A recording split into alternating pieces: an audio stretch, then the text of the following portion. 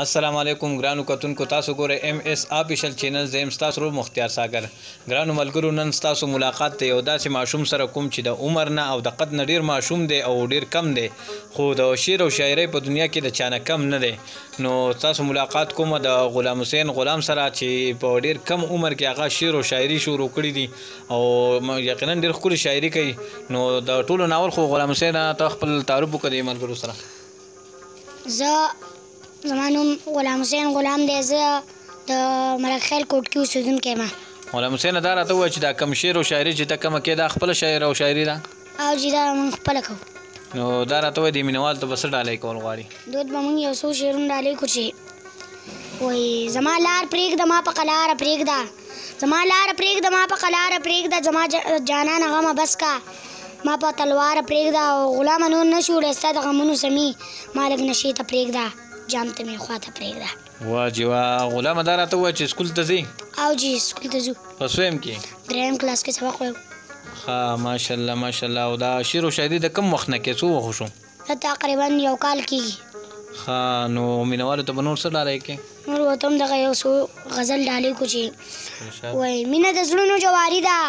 مینه د زړونو جواري ده یقین مینه و چې شاعر وشمه مینه بلا د تباهي ده دا ستا د غم مهرباني ده څوک شي کامیاب څوک حفادار شي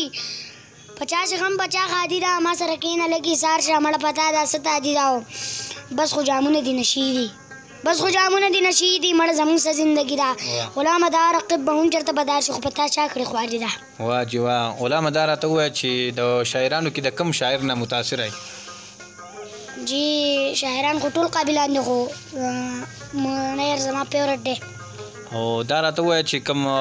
که تا ته موقع میلاو شي چې ته خپل یو سندره په یو سندرغاړي ریکارډ کړي نو کوم سندرغاړی به خوښې سندرغاړي خو ټول ښه دي خو زه به په کرن خان باندې کوم کرن خان دی فیورټ سنګر دی او جی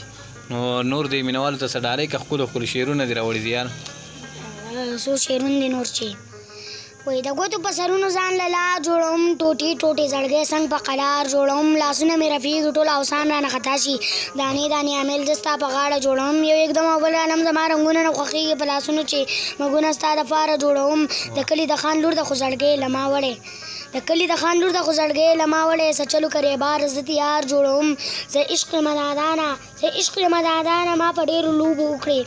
زه غټ د کار سړی نه یم بېکاره جوړوم او لږ یم غلام عقیدې مې رو بیلم لږ یم غلام عقیدې مې رو بیلم دا ستا د لاسه ځان ته ګناهګار جوړوم واه جی واه غلامه دا راته ووایه چې ستا کوم شعر او شاعري ده دا ستا مور او پلار اورېدلې ده او جی هغو څه وایي تا ته هغوی وایي ځان مخکې وباسئ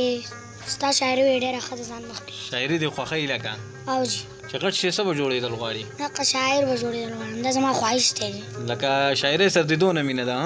او جی مینهوال ته یو غزل بل ډالۍ که دې د ښار شماله کلی ښه دی دې د ښار شماله کلی ښه دی کلي کې څه دي دی وتلی ښه دی او ای ما نه بغیر کوي وخت ښه تېرېږي ما نه بغیر کوي وخت ښه تېرېږي زه بیا خو پرېږده نه راغلی ښه دی او په خود غرضو یې باور کړی و د خلکو په مخ کې شرمېدلی ښه دی په نیمه شپه د چا دیدن له چیتلو یار په خپل کلي کې رټلی ښه دی د بېننګو په سر ننګ ولي کو خلکو په کاڼو دی ویشتلی ښه دی ویلې غلام سره مې